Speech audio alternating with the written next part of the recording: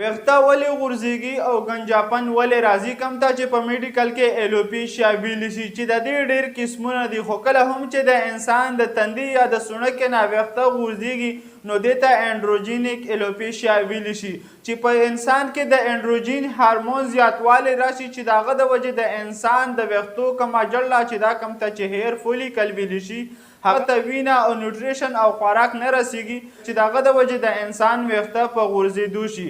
او دویم قسم هغه دی کوم ته چې ایلوپیشیا اریټا ویلی شي چې په دې کې د انسان خپله امیونټي یعنی هغه طاقت کم چې د بیمارو خلاف د انسان په وجود کې جګړه کوي هغه راشي او د انسان د ویښته هیر فولیکل خوړل او ختمول شروع کړي چې د هغې د وجې د انسان ویښته په غورځېدو شي او کمزوري شي. همدغه شان میډیکل انفارمیشن دپاره زموږ سره اوسئ او د خپل صحت خیال په خپله ساتئ. شکریه. الله حافظ.